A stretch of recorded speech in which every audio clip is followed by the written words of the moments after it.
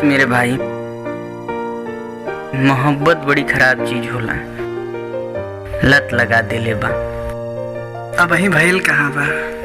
ना भइल बा त हो जाई।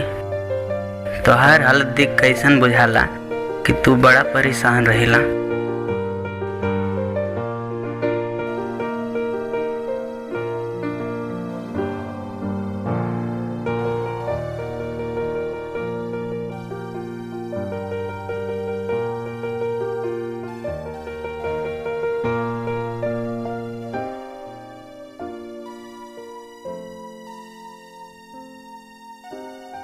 मतलब ई का बोल के चल गईले? का ऐसन हो सकेला? का पता, अपना देश में सब कर एगो महत्व होला।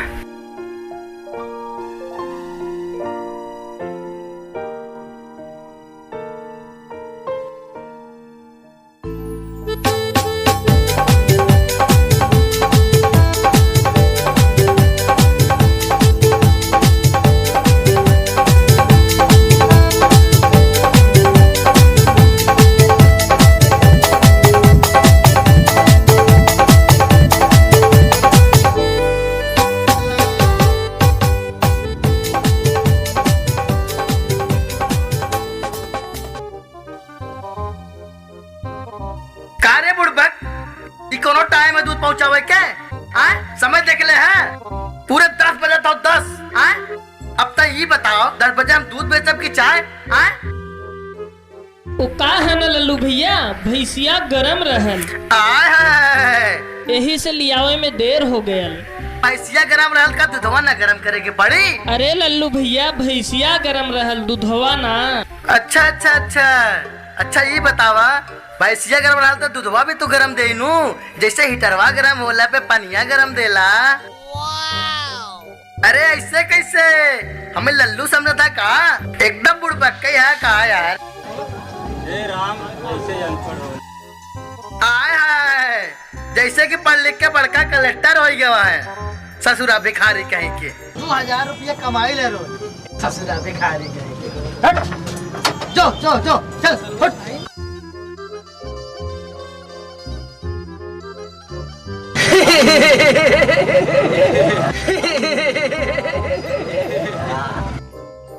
का रे मोना, आज तक फिर आई गई तो ननी के घर पे काम धाम नहीं थे का? काम धाम सब नौकर चाकर करे।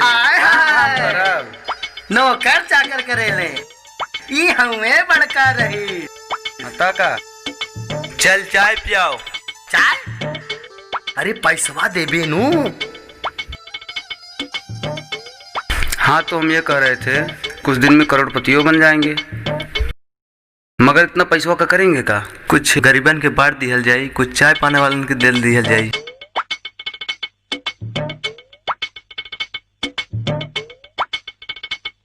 ए भैया, ई कनवा में फुसुर खुसुर का कैले है? बड़ी जोर से बोला, हम सुनी।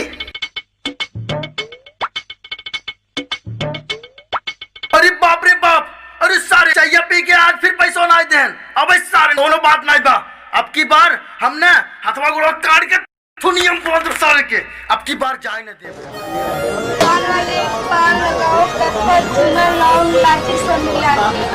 ओके मैडम, वहीं लगा देते।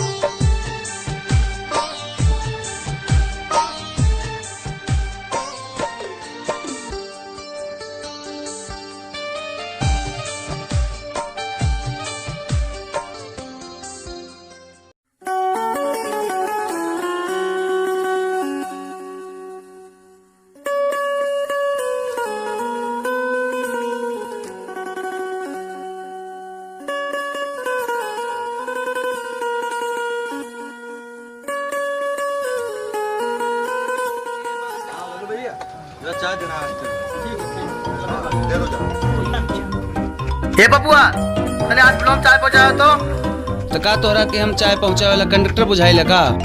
कुछ दिन में करोड़पति बने वाला बानी, करोड़पति, समझ ल?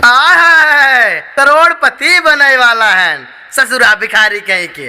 चाय पिए खाते जेब में पैसा है ना हो और बड़का है करोड़पति के बात करे। जो चाय पहुंचाओ जो जय पहुंचाई देना 10 साल सब नमावे बड़े का चाय पहुंचाई घंटा पहुंचाई।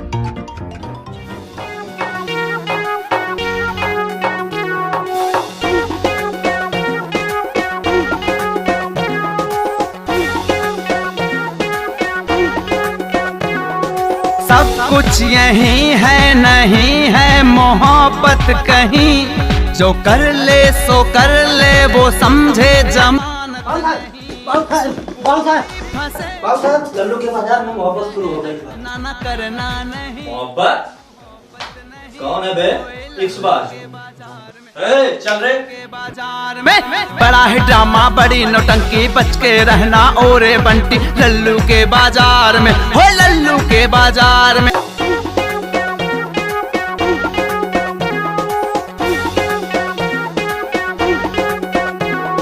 सब कुछ यही है नहीं है मोहब्बत कहीं, जो कर ले वो समझे।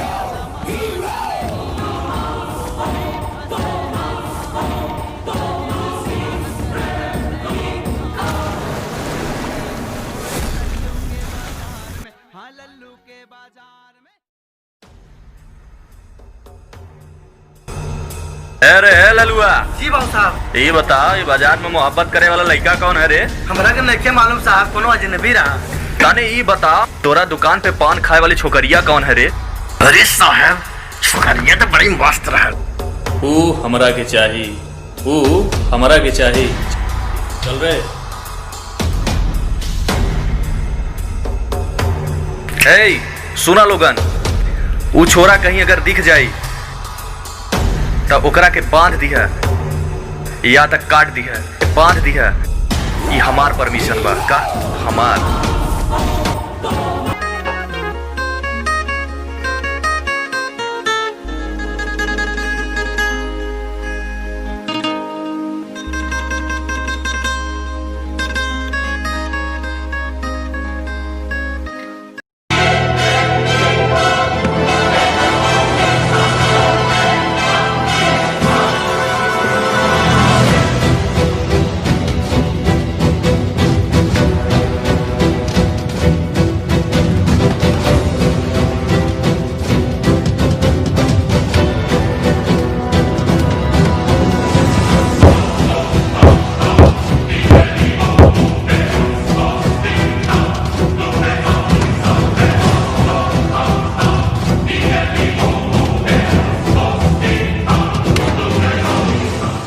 देखले बेटा लल्लू के बाजार में मोहब्बत करे का परिणाम।